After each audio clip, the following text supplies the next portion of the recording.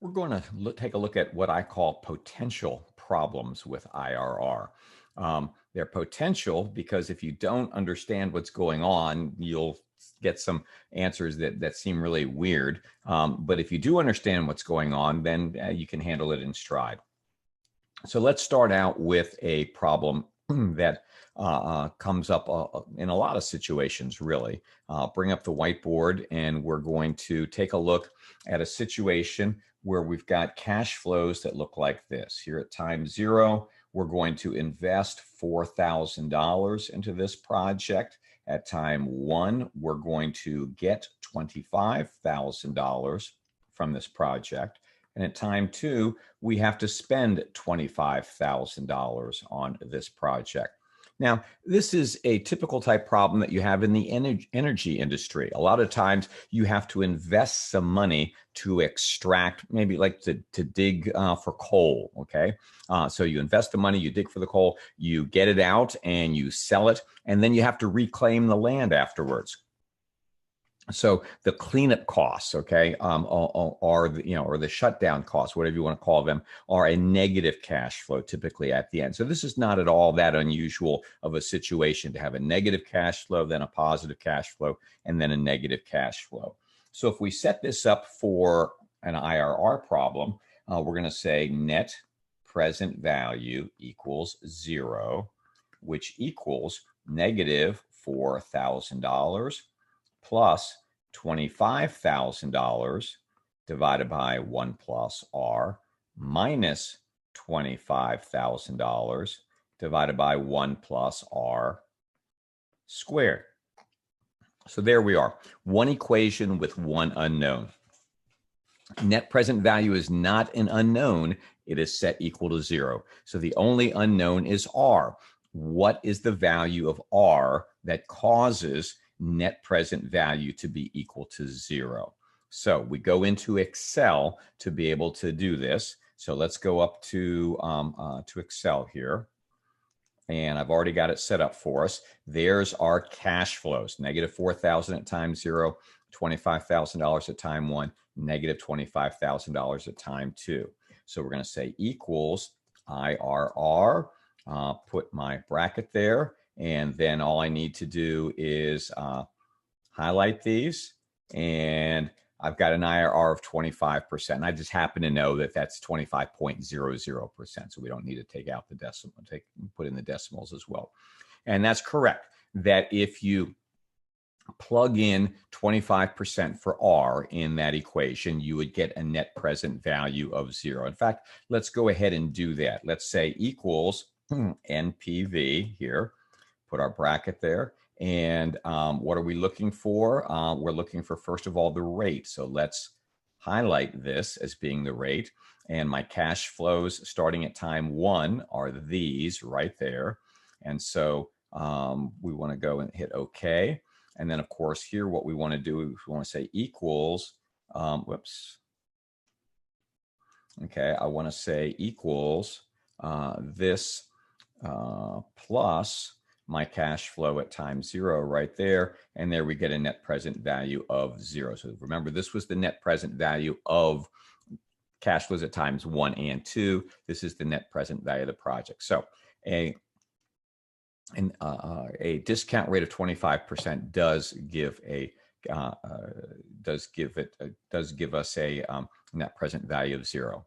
But there's a caveat in here, okay? What we want to do is we want to take a look, and I apologize, my screen is moving around here on me, okay? We want to go and take a look at another alternative. I'm going to say equals IRR here, put my bracket in, and go to my function wizard. And again, I want to say my values are these 3 right here. But where it says guess, what I'm going to do is I'm going to plug in the number 5, and I'll explain why later on. I'll plug in the number 5, I hit OK, and I get the IRR is 400%. Is it possible that the IRR could be both 25% and 400%? Well, let's take a look here. If I go to my NPV formula, and the first thing it asks me here is what is the rate, instead of referencing cell C5, let's reference cell C6, 400%, and let's see what we get. And my gosh, we get a net present value of 0. So the discount rate of 25% gives us a net present value of 0. A discount rate of 400% gives us a net present value of 0. Let's go back to our whiteboard for a second and take a look at this. What we're saying is if I plug in 25% for R here, this whole thing is equal to 0. But also, if I plug in 400% for R, this whole thing is equal to 0. There are two IRRs. There are two of them. It's not like which is the real IRR and which is the fake. They are both IRRs, okay? And there's a reason for this. This is a quadratic equation.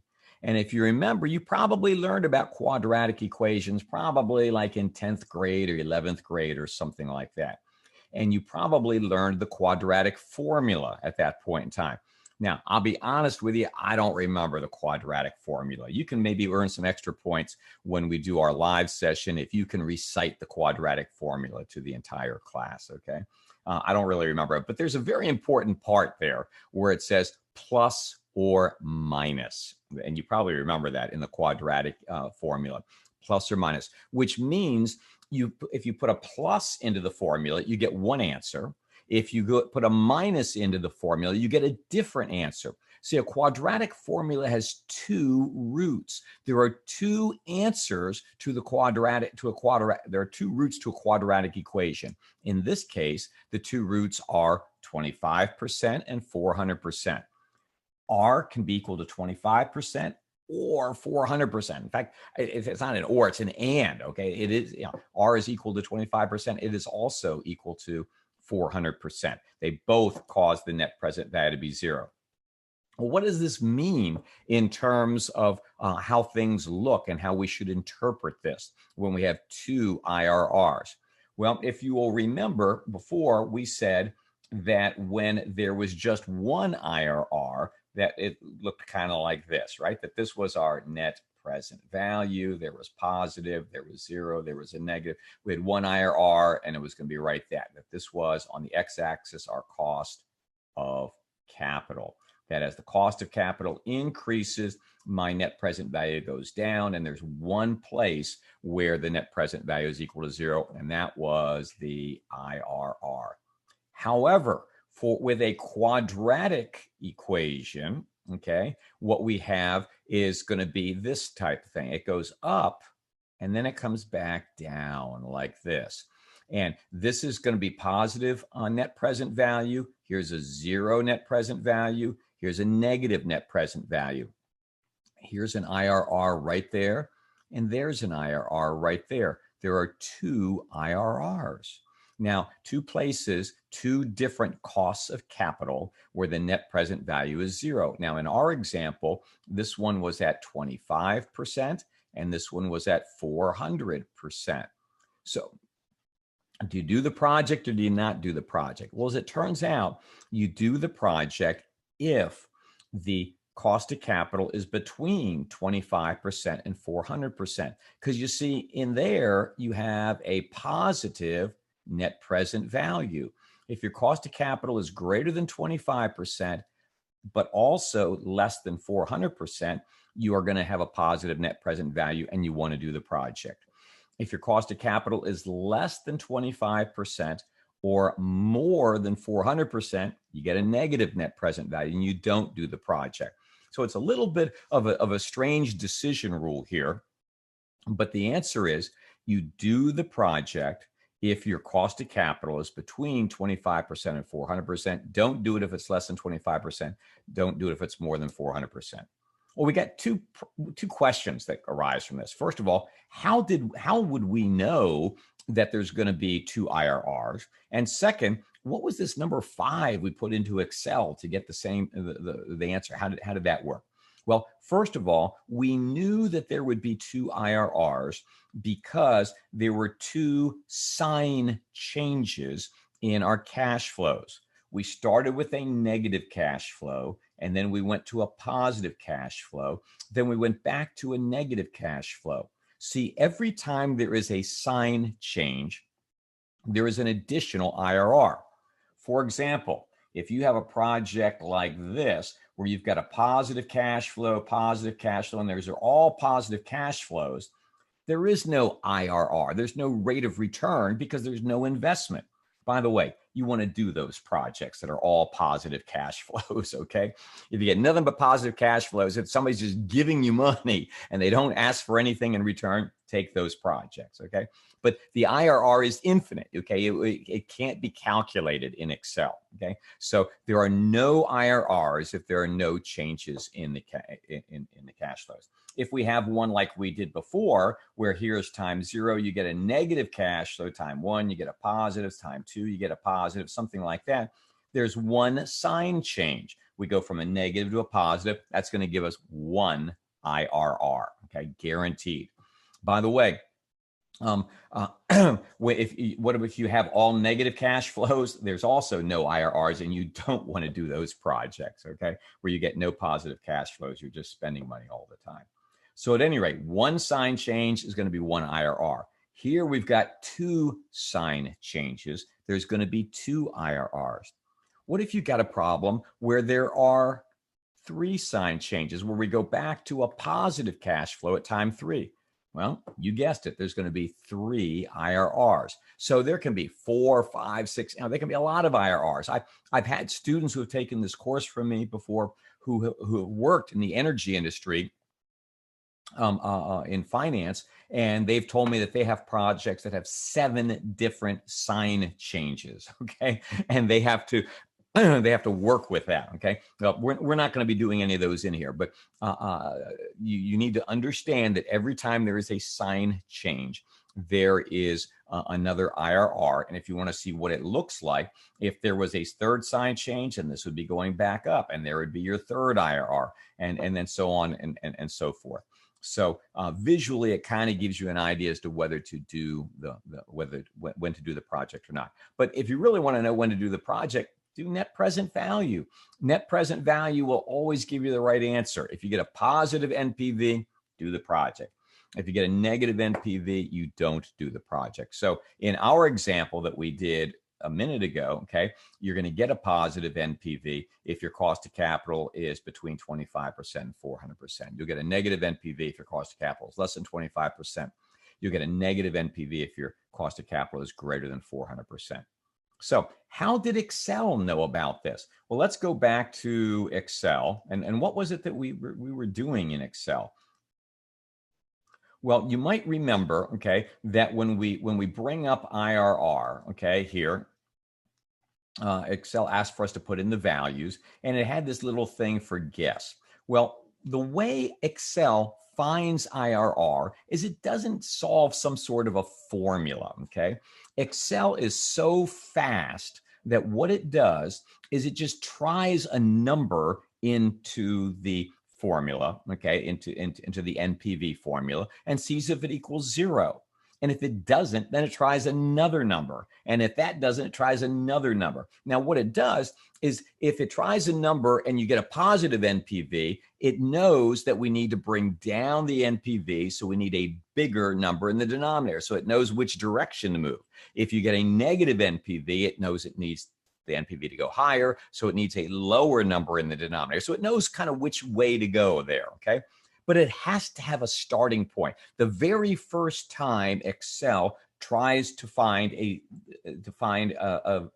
discount rate that gives it a 0 NPV, it has to start somewhere.